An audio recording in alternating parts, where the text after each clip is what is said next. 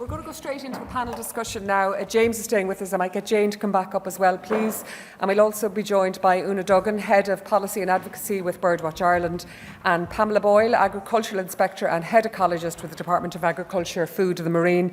Eddie Punch from the Irish Cattle and Sheep Farmers Association was due to be here but isn't here this morning. So this is the panel that we have. And again, we do have a floating microphone, I think. And there will be an opportunity to ask some questions. I might come to you first, Pamela, and James touched on the whole results-based scheme. You might give us, in very simple terms, explain to us the way that works on a farm level, please, and I suppose how it's being rolled out at the moment, how that's going. The results-based element, particularly of the cooperation areas of the National Agri-Environment Scheme, ACRES, focuses on payment for delivery of results.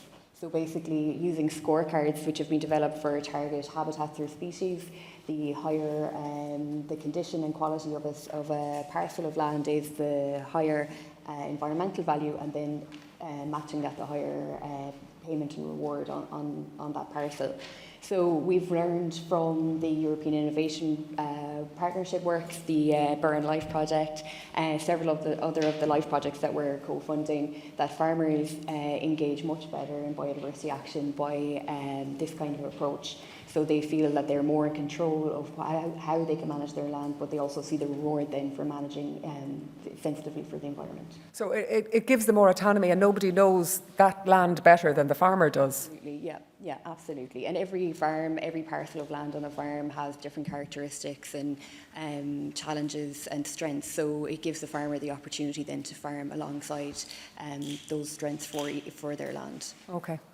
Una, one thing I suppose that jumped out, or one of the things that jumped out of Jane's presentation, I suppose you started, there was a bit of a slip of the tongue, but it was an interesting slip of the tongue, Jane, when you said that all bird species are in decline, and then 63%, which is quite a shocking figure. Are there any signs of hope or positivity, Una? Is it all in decline, or is there any upward swing anywhere at all? It's not all in decline, but yeah, 63% of wild bird species in Ireland, that's 211 bird species, are red or amber listed birds of conservation concern. And as Jane outlined, farmland birds are the fastest worsening group, which is of serious concern to us. And it's loss of habitat, drainage, deterioration of habitat that is the main causes of that. I mean, I always find hope. I wouldn't be almost 30 years in this game now if there was no hope.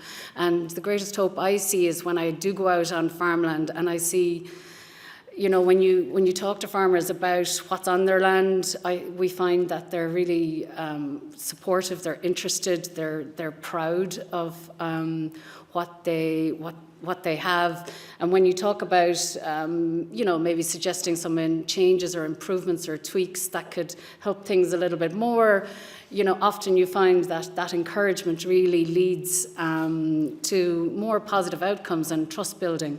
So there is hope. We do the Countryside Bird Survey and other surveys with a range of very skilled volunteers around the country. So we will be continuing to provide info on the science, and we really do hope with the agri-environment schemes, the cooperative projects, there's the new breeding wader EIP. There will be more schemes like this that help farmers on the ground to, you know, provide that bespoke support. I think that's really critical. And so, yeah, there is hope. And even I know in my time of kind of almost 20 years visiting farms all over the country, you can get the sense of pride if a farmer hears a bird call that he hasn't or she hasn't heard in a long time, or sees a bird they haven't seen in a long time. So it is something that I suppose farmers want to see happen as well. Jane, I suppose, again, if we try and look at a glass half full in case of a glass half empty, we're not yet at the point of no return. How quickly could things be turned around, and how quickly can species, all types of species that are in decline, be turned in the other direction? It's a very difficult question to answer. I think there are some things that can be done in the short term and can be done quickly, and there's other things that are going to be much more complicated and take much longer. I suppose one of the questions that we're often asked is you know, how close are we to that point of no return? That's difficult to say, and it varies. So for some species, we're very close to that point of no return, but for other species, we're not. So I think this is what I mean by saying there's no one-size-fits-all solution. It's not that there's one action that can be taken that will solve everything. It's a series of actions, and it's a program of actions over time. So there are things that can be done in the short term, and there's things that are going to take longer. I suppose in terms of short-term turning around and the advice that we're often giving is just make space for nature in farmland, because at the moment nature will still bounce back. You know, so just things like, you know, we just started. It's the beginning of May. We talk about this initiative, No Mow May, of people not mowing their lawns, and it's amazing what can come back in a short amount of time if you just. And that's in an urban. Even in Trinity College, you've seen a huge impact, haven't you? Yeah, I mean, you know, that was last summer. We went for No Mow May, and a really rare species of orchid popped up in a piece of grassland that's been mown to within an inch of its life, literally, for the last 50 years. And that's in urban context. So in the suburb, so in the rural context and farmland, making space for nature and leaving space for nature and allowing that recovery can still happen, but there will come a point where there's nowhere to recover from. And I think we're not there yet. We may be there in some places for some species, but that's why I think it's a complicated and difficult answer. Una, you wanted to come in? Yeah, just to add to that, so like breeding waders are the group of bird species that are most in trouble in Ireland. So that's curlew, lapwing, redshank, snipe, golden plover. These birds nest on the ground. Sometimes people don't realise that some birds actually nest on the ground. And so they're quite vulnerable. What we've seen in Northern Ireland with the Royal Society for the Protection of Birds there, they have had tremendous success in restoring curlew populations there. And there are a variety of reasons for that, including the ownership of the land. They've had control over this land, that they can implement this change. But it does show you that conservation action works. We can see results, and it was really inspiring to see how they helped restore populations there. Curlew has gone from 5,000 breeding pairs in the 90s, after sharp declines in the 70s, to about 5,000 pairs in the 90s to like 100 now, which is catastrophic. But we know that these concerted efforts can work. It's just, I really hope that it just won't be too late. And now there's a €25 million scheme to help on this for the breeding wader EIP. So we just really need to see that work rolled out really quickly and effectively on the ground, and it can be turned around. James, what came out of your presentation and Jane's presentation, I suppose, was that one size does not fit all, and you had even mentioned, I suppose, enabling the local and adapting to what a local area needs, and in a way giving a little bit more power to the farmer to know what his farm needs, and through this results-based approach. And are we seeing encouraging signs? Are you seeing that it's working? I think we have the framework for how it should work, and we know how it should work on the ground in terms of it's basically giving clear guidance with simplified scoring systems about what is the result desired on a particular piece of land, be that a peatland plot, a woodland and scrub plot, or a grassland plot. So first of all, you need to have clear direction of where you're going. And then if you have a low score, you don't just leave a farm there in isolation, because in particular, often the low score is there because there's been other objectives on the land. They've been incentivized to produce more quantities of food, and there often is that trade-offs between the nature value and the food in certain particular areas. So in that context, you put in supporting actions for the farmer to actually make that space for nature on that particular plot, which should improve the score. So the key thing is clear vision and a farmer knowing exactly on his farm what's his potential. Or her farm. Her farm. What is their potential for production of food, fibre, nature, what is their impacts on water, how they can maybe regulate water within their area and contribute that, and what's their potential in terms of contributing to the overall greenhouse gas balances in their particular area. That's what, so at farm level, it's fundamentally simple, and it's what we've always done. You tell a farmer what product you want, they understand the capacity of their land, and they will tell you then whether they're able to produce it or not. It's relatively simple. The problem is at policy level and at national level, there's still a lot of unknown in terms of, well, what do we want from people to say, produce more food, don't produce more food, put up the hill, sheep in the hills, take down the sheep, plant it with trees, don't plant it with trees, you know.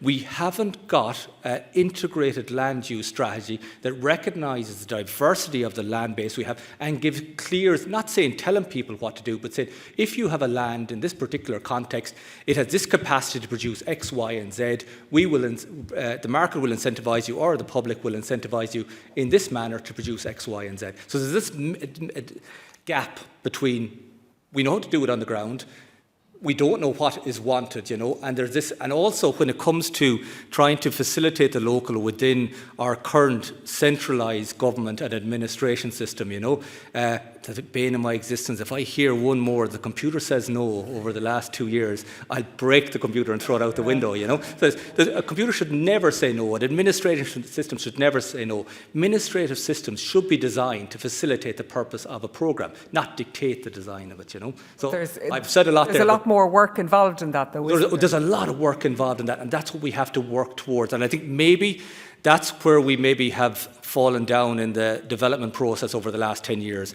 We've done an awful lot of work on the ground in terms of understanding what work can be done on farms, how we can deliver our scoring systems.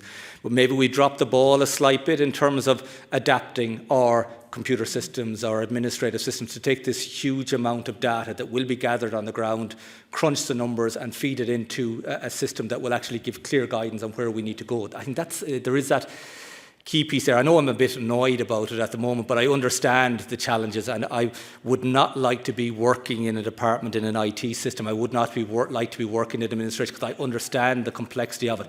But we have to sort this conundrum out. And even something, I suppose, for the whole panel, as our understanding of the science changes, what we're asking of farmers is changing, and sometimes that can be frustrating for farmers.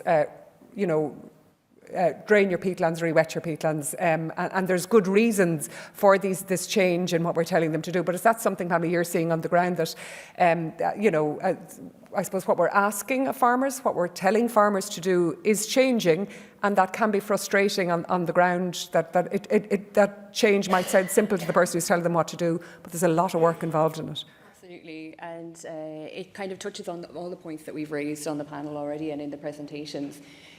Data is hugely important, understanding of the data is hugely important, engagement and messaging about the outputs of that is also hugely important. And we see that reflected in the National Biodiversity Action Plan under the 5 core headings within the plan. The most important thing about the National Biodiversity Action Plan is that it's now on a legislative footing, so it's for the first time. So that's giving another driver to all our government departments, our academics, our community groups to all work together to try and deliver those objectives and targets. From our side of things, on the Department of Agriculture side of things, particularly with the data side and the data management, it is very complex. We have a lot of reporting requirements back to the European Commission in order to protect our budgets for future CAP, but also to meet the demands of society and be able to show what we are delivering in this area. So we have a new EU Life funded project, SNAPS, which will deal with data monitoring and mapping, so that will hopefully alleviate some of that pressure when that gets up and running shortly. But it is the engagement and communication is the key area, and the engagement across government departments, I feel, has improved significantly in recent years, particularly at the moment, for example, on work on the National Environmental Policy Statement. All the environmental related government departments are working together to finalise that document. So you are seeing an improvement in a more coordinated approach then? We feel so, yes, okay. Yeah. And do other people feel, I suppose from the panel's point of view then, are you seeing a more coordinated approach? I think we're, your hand is up yeah, there we're too, seeing Jane. the start of it. I think the land use evidence review that was in the programme for government, for example, things like the Biodiversity Action Plan, if the nature restoration law ever comes into play, you know, all these things require cross-departmental action. So there is that legislative requirement now on government departments to work more closely together. Now, there hasn't been a history of working together in government departments over the last, since the foundation of the state, I would think, you know, in terms of what I've seen. But I think there is a willingness among officials in government departments to work with colleagues, and they recognise there is different expertise across different government departments that need to be brought to bear. But I still don't think we have adequate structures and coordination of that from the Taoiseach's office and from cabinet level all the way down. So it's improving, but it needs to be, you know, heads need to be banged together. It needs to happen at a much faster pace. You need to get in and sort out their IT system and sort out their coordination, James. Jane, you wanted to come in on that as well? I was just going to come in and, you know, we've been talking about the different demands from land in terms of food production, in terms of the session yesterday on forestry, and the other big demand that's coming is for alternative energy and renewable energy. And this integrated land use planning, as James said, is absolutely fundamental to balancing those things, and so that coordinated approach and cross-government department approach is really important for determining what it is that we want from different parcels of land, and recognising that, I think you said, James, on your slide, you can't get everything from one place. And so, you know, where are we best able to deliver forestry? Where are we best able to deliver food? Where are we best able to deliver renewable energy? And to then have the decision making follow that flow. And I see Sylvie there from the CSO. You know, one approach is through ecosystem accounting, and understanding what kinds of services you can get from different kinds of ecosystems and the conditions that they're in. And that approach is being driven by the CSO. It's been recognised by NESC. So we're seeing the start of that coordination. But it comes back to that sort of that urgency question that we were talking about, is that, you know, this really needs to speed up. And we did touch on it, I'll go back to you now in a second, but we did touch on it yesterday, the whole, and you spoke, James, about the more holistic view of things and all of the ecosystem services that are provided by agricultural land in Ireland. And possibly, if, you know, we value it theoretically and we think it's all great, but to make it happen on the ground, do we need to value it and incentivise more than all of the ecosystem services for farmers to provide them, and not do it free and gratis, I suppose, for the rest of us? Is that something we need to do? Well, I think fundamentally we live in a capitalist society, you know, and money does, you know, I did say that the economy is just a function of society, you know, but the way the economy functions at the moment in a capitalist society, nothing is valued in terms of production unless it has a monetary value on it, you know. Now, I think that everything has to have a monetary value. I know it's a bit of an oversimplification, but in particular when we have businesses, and we have 137,000 farm businesses, some of them part-time, some of them full-time, various different scales, that fundamentally have to actually survive in the capitalist system. So they need money to survive. And if we're saying that we want you to produce as well as the food, we want you to produce other services from the land, none of us are going to work and providing a service for the public for free, you know. So we do voluntary work, of course, okay, but that's not the basis of how we fundamentally live and provide for our children. So we have to find some way, and in some fair way, to actually recognise this within the businesses of the farms in terms of producing the services. Udi, sorry, you wanted to come in on something? It was just back on the issue, the topic of policy coherence, and just two things come to mind, but in particular, it's an example of where the urgency was there as regards the nitrates derogation, and but the trade-offs were, the decision making around that was really tricky, because what we've seen is winter stubble, which is really important for about 30 bird species. So that's the stubbles left. Maybe I don't need to explain what that is in this room, but anyway, very important as well for threatened hen harrier for juveniles when they're dispersing in the wider landscape. And so with the stroke of a pen 2 years ago, the winter stubble, the farmers were directed that 100% of winter stubble had to go, and that it had to be shallow cultivated, so there'd be no seeds left in the ground for birds to eat, and therefore less birds for birds of prey, and wide-ranging implications. And then it was reduced to, okay, we'll only get rid of 20 to 25%, and leave 20 to 25% after we kicked up a huge stink about it. But the science on that is coming after the decision has been made. So there's science being looked at now, and researchers looking at what the impacts of this are, but we won't have the findings of that for several years, and that this change is still in place. So that kind of policy incoherence is very hard to stomach, and I understand the urgency of it, but that will have implications for a range of bird species, there's no doubt about it, and impact the hen harrier threat response plan as well, that's trying to save these species. So we have a lot of work to do when we have urgent situations to really try and make decisions in a better way. And then floating above it all, and something that has a massive impact on everything, is what's going on in politics, and what's going on in politics around the world and around Europe. And if we look at what's happening or what's not happening with the nature restoration law, and the types of governments that are being, I suppose, being given power, being voted in across Europe, is there a danger that it might become less of a priority? And is there a danger that, I mean, I've seen it in some press being described as woke, a lot of this, move to restore nature and to, so I suppose the political landscape is shifting quite dramatically and quite quickly. And is that something that concerns you as a panel? Yes. Yes. To a certain extent it does, you know what I mean? But whether the political arena recognises this or not, climate change is going in one direction, biodiversity loss is going in one direction, you know. So we can flip around and ignore it for another 5 years, you know. It'll make the situation work, and they will be under more pressure in 5 years' time. So we're handing on even more of disaster to our children.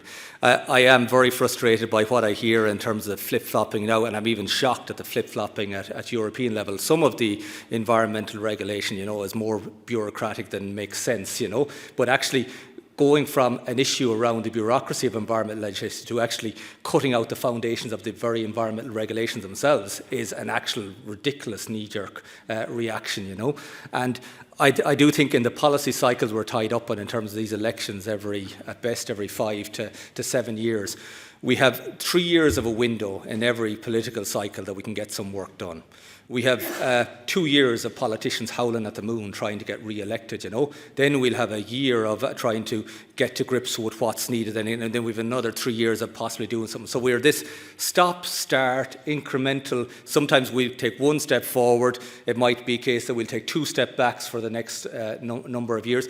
And an awful lot of this comes down to poor communications. And in the absence of poor communications, in the absence of clear visions, this integrated land use that we're talking about here, then there is the capacity for anyone with another idea off the top of their heads to run amok in a political circle. And, you know, it's so frustrating, you know, and it's very frustrating watching. But to be honest, in the larger scheme of things, you know, I'm not that worried about it, you know, because it might delay action for another 5 years, but it will mean that things will get an awful lot worse in the next 5 years. And then the next political cycle that comes in, everyone will be worried again about climate change, biodiversity loss. People will have died. We'll have food shortages in parts of the world, and then we'll be gung ho at it again. You know, so it just means we'll delay action, but it won't mean any difference in terms of the end point we need to end up at. Anyone else like to go into that? Yeah, I just.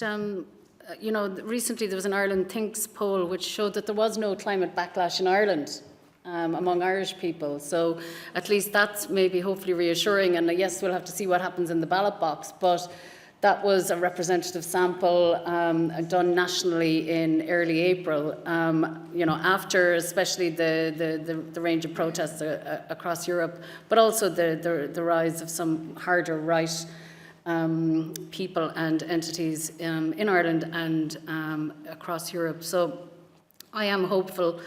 I'm hopeful that you know, at least in this country, we can try and, you know, maintain a steady course, because, you know, what I'm more afraid of is actually that climate change, for example, will take out farms before any mitigation action happens by government. You know, that's what we're seeing now with the really bad weather in the last 8 or 10 months, and you know, Moran reporting today again temperatures above average for April.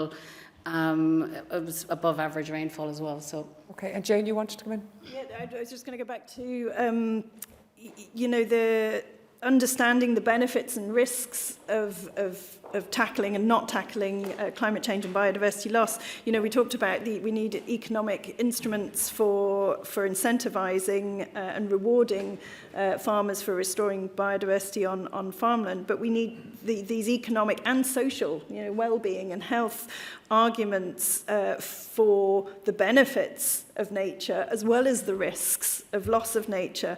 And going back to a point that Una made, that the science is coming after the decision making, and this is a fundamental problem with investment in science in general. And in Ireland, we don't invest as much in research as other countries. We're behind the curve.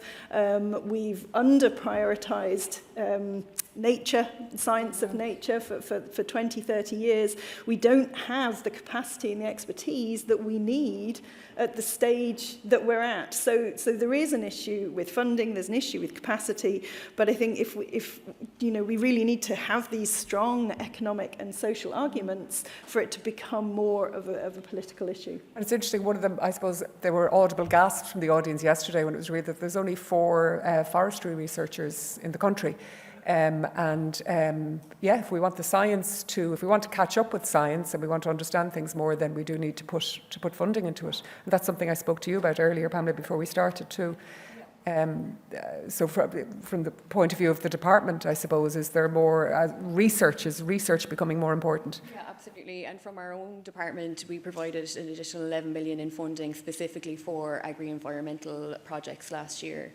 So there is funding available, and sometimes I think it's the access to the funding, or, you know, can be a bit of a barrier, or the timing as well. So exactly, Una, as you say, like the timing of that research. So maybe we need to have a little bit more coherence again and discussion about the priorities for research, and target a little bit more. James, you wanted to go in? Just in terms of the funding, next Wednesday and Thursday there's going to be the launch of the Climate Plus Biodiversity and Water Co-Centre. That's a centre that's funded to the tune of 40 million by Science Foundation Ireland, DERA in Northern Ireland and UKRI. So it's going to be working across the 2 islands. It's going to be working north-south. It's bringing together 14 academic institutions and a range of industry partners to work on targeted projects around the climate, biodiversity and water sphere, taking a more integrated approach, looking at the socioeconomic values. It's led by Professor Yvonne Buckley in Trinity, Mark Emerson in Queen's, and in Reading as well. Yeah, Edward. Yeah. Great. Okay, we'll take questions from the floor now. We have a question here. Thank you. I want to thank the panel for their presentations. Very well done. Now, the one person or people you haven't addressed here are the farmers. They are the guardians of the environment. And if you don't have them on board, I think we have a problem. You have a message to convey, but you have to convey that message to the farmers. Yeah. Now, there's farmers out there that are really protecting the environment, and they're a great example as the way it's to be done. Okay. And you can see, you talked about politics and all that, but there's a real reaction out there in the farming community that they feel everyone's against them. We put it to, and in fairness, there was a farming voice invited, in fairness to the RDS, invited to take part in the panel. I know, but I'm just saying, I'm complimenting, and the thing is that we have to get the message out to the farming community. You can do better, and we'll help you. Okay. Thank you. Anyone in the panel like to? Yeah, I would just like to say, from talking to farmers, you definitely hear that sense of despondency and that the world is against them. And I do think the narrative has become quite negative in the last 2 years. And I often ask people, how does it work in your house if you're kind of constantly criticising somebody? It's encouragement and support is where results will be, not in the constant criticism. And I think it's polarised in the media. And I think in reality, it's not that polarised, as you say. And there's some fantastic ambassadors for nature-friendly farming, and Brendan will presumably speak about some of this shortly. It's that media polarisation which is not helping at all. Okay, have we any other questions from the floor? Yeah, we have 3 hands, so we'll come to this, who's closest to you, this gentleman there. We'll come over to it here and there. Hello. I am one of those farmers that farms with nature. I farm through a forest in Portlaoise, use no chemicals on the land, the animals. We direct sell all our meat. We sequester carbon, we provide fuel, we provide food, we build biodiversity all on the one piece of land, right? So we try and mimic nature basically. And biodiversity it's very complex, but the very beginning of it needs to be a living root in the soil. Just that living root, a green leaf that will act as a solar panel, not just one leaf like grass in a field. It needs to be trees, it needs to be flowers, it needs to be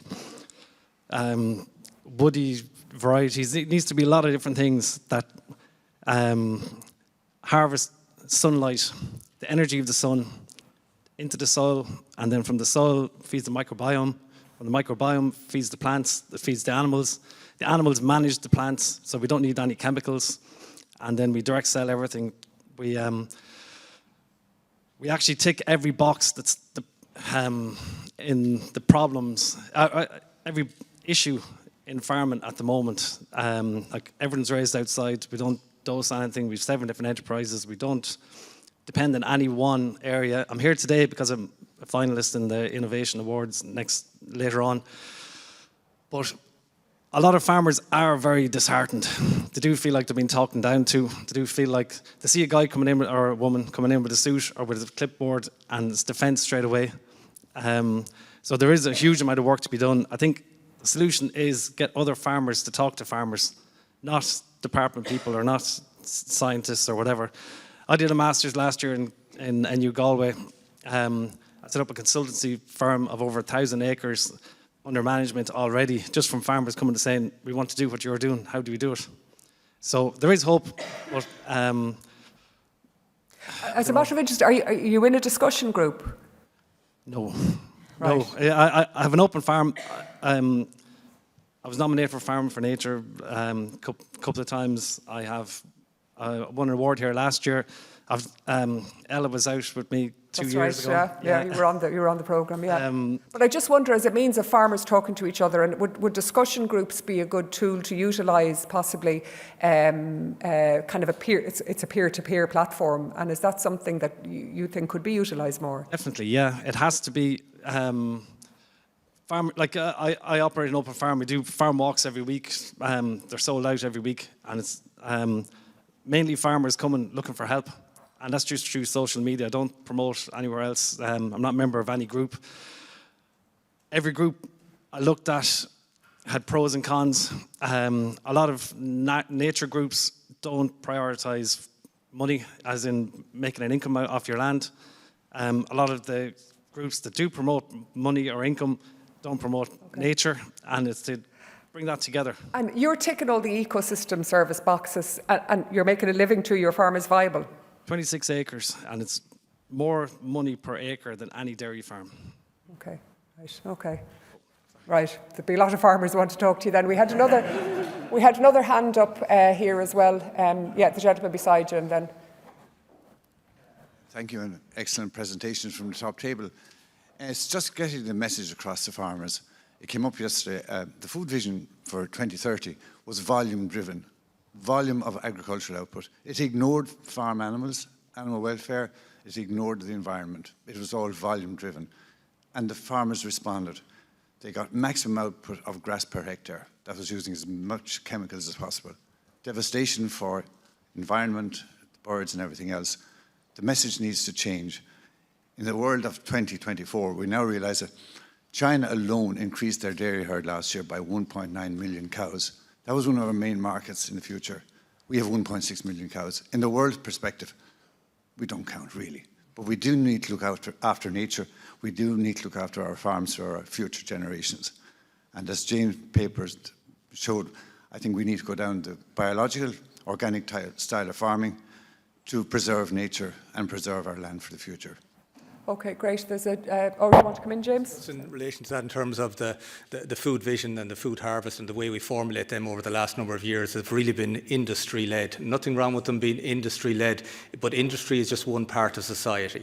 These need to be society-led to have a more holistic vision of the food system in its entirety, and I think that would very much change where we would come from in terms of the final decisions of what our vision is. Okay, we have a question from here. Thank you all for a great presentation.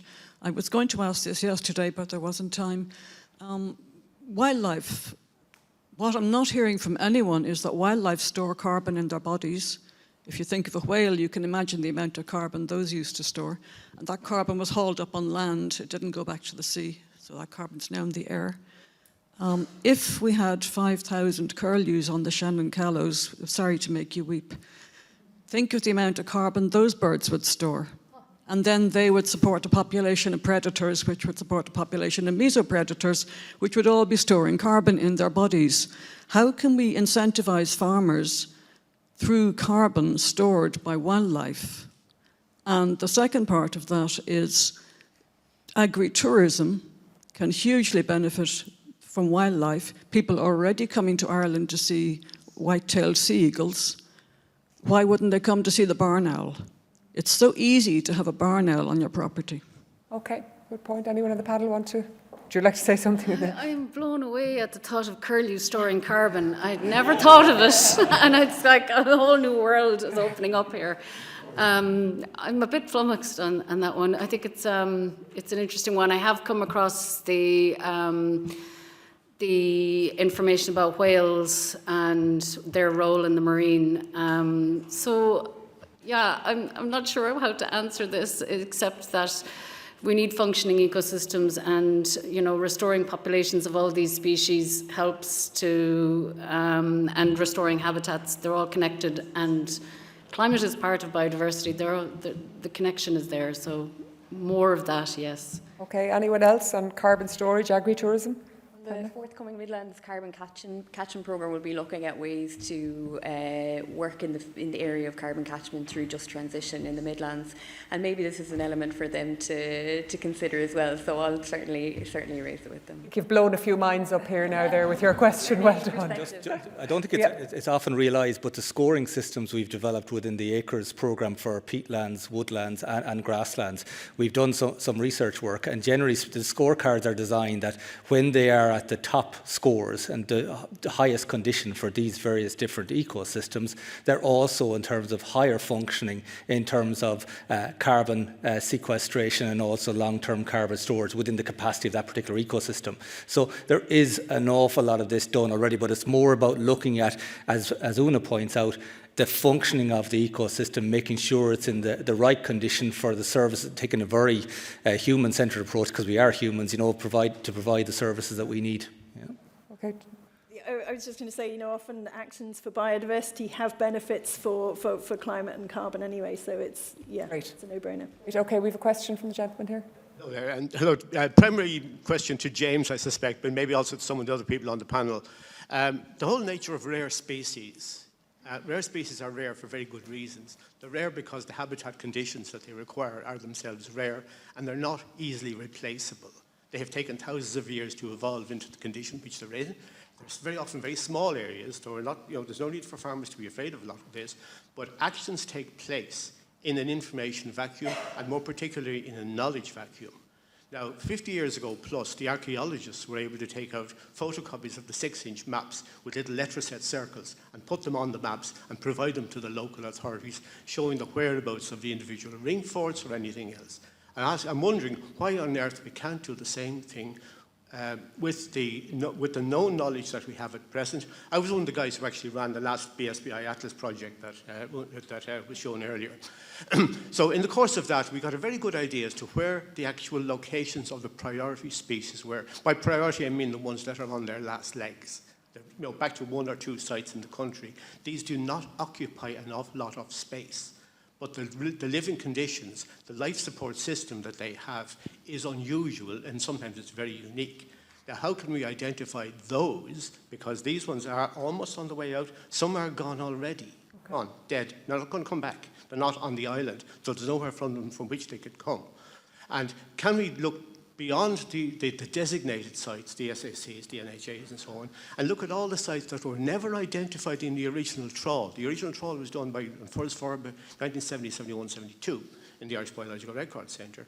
Can we look somewhere beyond that and realise that, okay, a number of other priority sites, primarily driven by the recognition of sites at European level, these were included, but there are thousands of other small sites, a little pond here, a little pond there. And again, that's something, local knowledge. Farmers would be aware of it on their own land. Well, they will know that there is a pond on their land, and they may know that it periodically floods. Yes, yes, yes. They may not know why it's important biogeographically in the broader context of Ireland. In fact, certainly they probably won't. My fear is that in terms of sort of, trying to promote, and there's nothing wrong with it, the iconic species, the big furry things, the conspicuous things, the pretty things, that people will not know that that tiny little snail, 2 millimeters long, has been hanging around in Ireland since the last ice age. Okay. They won't know it. They won't have seen it. What about that then, James? What I'm asking for is that can we look towards creating a national inventory of sites, designated or otherwise, and to start using, and to use the knowledge base. Somebody said earlier about the science, or the science is chasing the legislation. The science has been going on for 200 years. Okay. We were recording the Irish flora since 1726. Okay. And a body of information can be nailed down, but the people are getting older. Okay. So on a much more granular level then, James? Actually, one of my voluntary roles is I'm on the board of directors of the National Biodiversity Data Centre. So we're having these discussions all the time. The new Biodiversity Data Centre has been set up in the last 12 to 24 months as a semi-state company.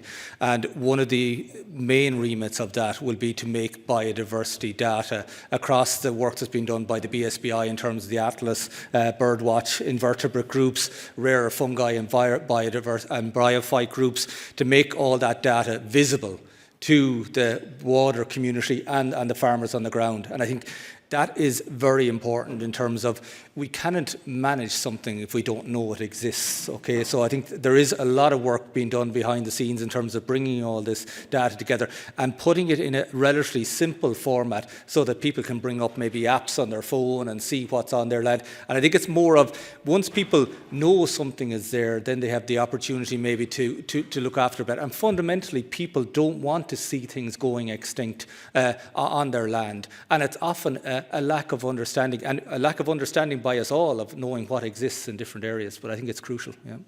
Okay.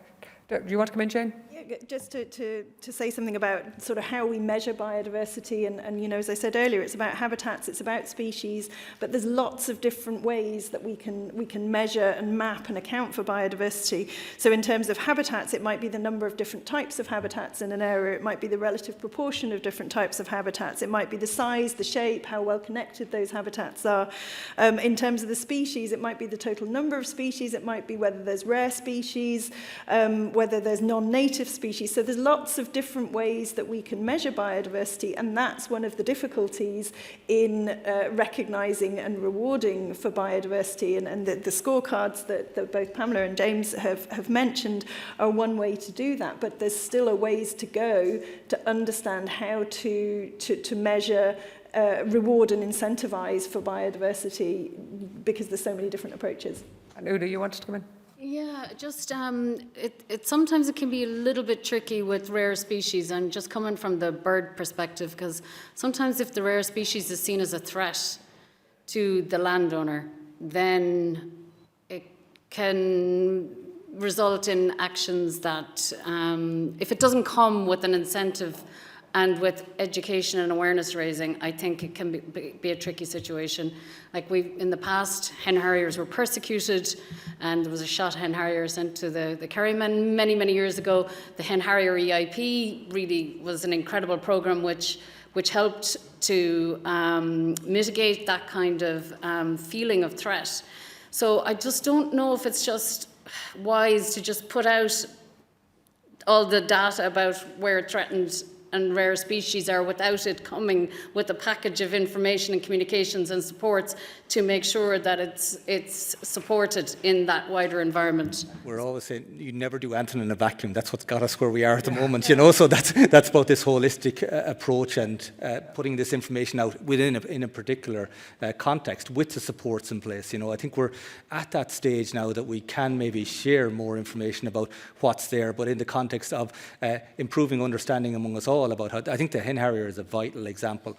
Within that, there was a bonus payment paid to farmers based on the hen harriers' nests in their area. So then every farmer in that area, you had 400 farmers now seeing the birds flying in their area as their resource that was their bonus was dependent on. And persecutions in them areas with the farmers I'm working with, I don't think it was farmers that were persecuting these in a lot of circumstances, but now you had 400 guardians of these, and no one from any sector of society would dare come into that area and shoot one of their, essentially, birds. Yeah. Okay, we're kind of running out of time and I have a few questions to get through. The gentleman back here. Thanks. Good morning, everyone. Mark Gibson from Teagasc. Good to see really lively discussion this morning. I think I attended a conference a number of years ago, and I remember a farmer from the audience talking about rare species, and he said that they were the rare species. They were the ones that were becoming the endangered species. And there's no one shooting them, though. Indeed, but I think he had a point in that.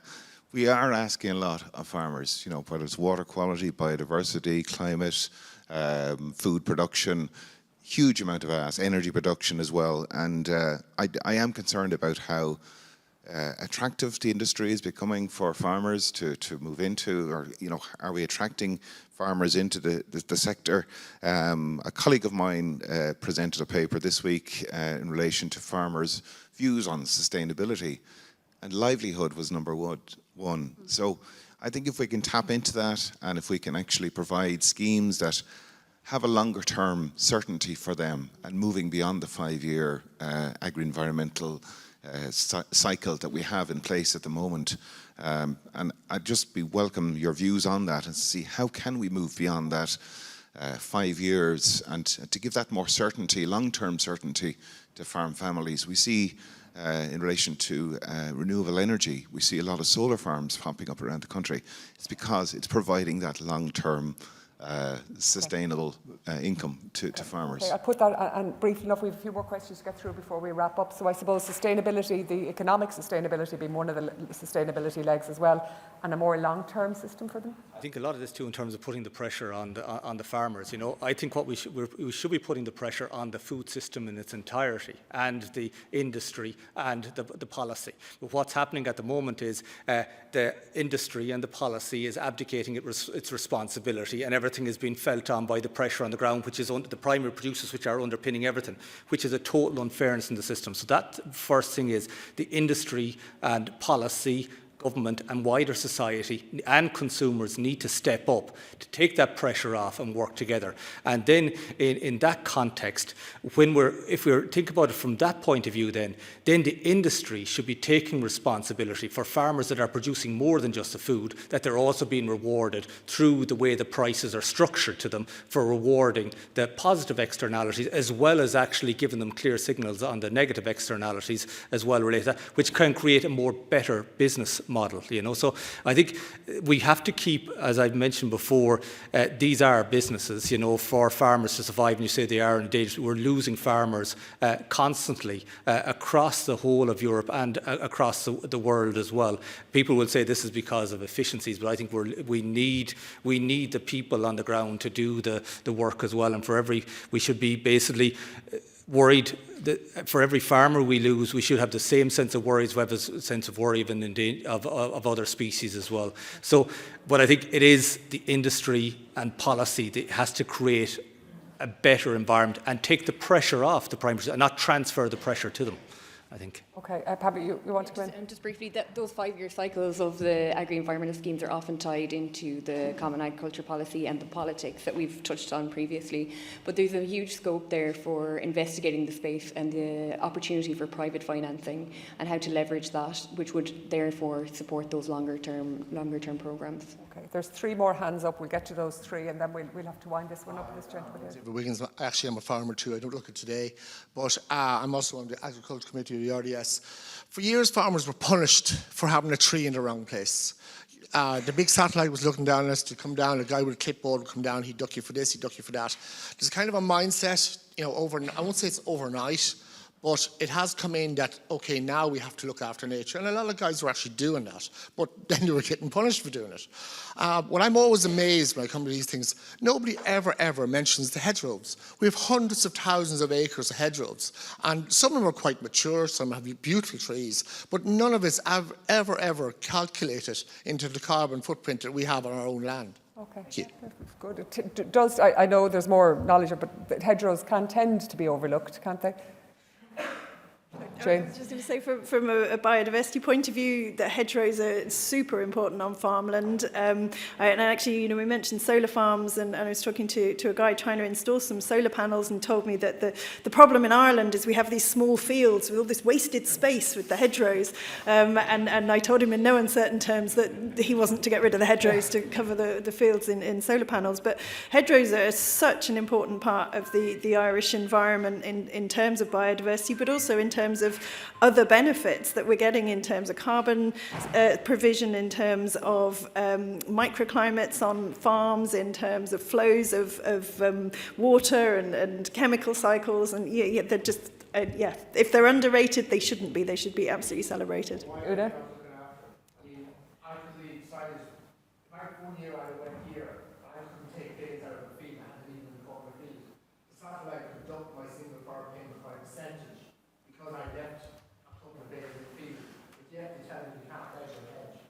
Well, I think that's maybe changed a bit, because I think Teagasc have done mapping of the hedgerows now in the whole country. So they have a figure. I'm not sure if it covers width, but it definitely covers length of hedgerow in the entire country. But I think most of the carbon that's associated with hedgerows is actually in the soil. And the older the hedgerows, and this message I don't think is getting out there enough, but the older the hedgerows, the more carbon that's sequestered in the soil. So it really should be a no-brainer for nobody to remove hedgerows, especially old ones. But I also think that in the CAP strategic plan now at the moment, so there's a couple of things. The land eligibility rules have changed. So if you have over 50% of nature on a parcel, you're not going to be penalised like you were in the past for having habitat in that parcel. So the rules have changed, so it should disincentivise farmers from removing some habitat. It won't penalise them for removing it, but it should disincentivise them. And the other thing is, when you look at the conditions in the CAP going from for Space for Nature right through to the eco schemes, there's now a kind of a monetary value put on hedgerows in the landscape. So the Space for Nature eco scheme, which everybody has kind of chosen hedgerows in that Space for Nature, I think it's like a 97% uptake in the basic payment eco scheme, which is phenomenal. But now they don't have to do anything for it really, except not remove it. So I mean, I would have been, arguing for, well, it would be great if we could focus a little bit on the quality, because we do know the quality of the hedgerows is poor where it's been surveyed. So that, in focusing on the management and the quality, is still something that needs to be looked at, but perhaps more in an agri-environment scheme or something like that. But at least there's a value now that can, it's 25% of the basic payment, even though I'm sure people might not like that they have to, I don't know. I'm going to move things along so the next panel have time. So we have 2 more questions that I've committed to get through, and then we'll move on to the next panel. This gentleman here. Hi, I'm Anthony from Kilrudry Farm. I saw a picture of us on the slide there. I just want to point out very quickly that there's a biodiversity management in agricultural land. Traditionally, the management, for good or bad, was done by, and is still done a lot by, local gun clubs, on a large scale or a small scale. And, you might have bogs and ponds and lakes left on farms because the farmer is a member of the local gun club. I just want to point that out. I think it's a really big factor. Actually. And also the gun clubs have, you know, some of the gamekeepers have been really important in helping with curlew conservation and hen harriers possibly too, because of the issue with predator control being needed. Okay. We have one more, yeah. Point of clarification, Teagasc has done that work on the mapping of the hedgerows. My colleague Stuart Green did that, and we actually quantified the amount of carbon was actually surprisingly low. So I think the focus on biodiversity in terms of hedgerows probably makes more sense than looking at it in terms of carbon. Great. Even in the soil? Well, this was in terms of the biomass above ground. Yeah. But Stuart Green has done that mapping work. Yeah. Okay, thank you very much for that clarification. So I'm going to thank all of our panel. And we're going to move on to the next panel. So thank you very much. We have James Moran, Jane Stout, James Moran, Una Duggan and Pamela Boyle. Thank you all very much. We could have gone on a lot longer, which is always a good sign.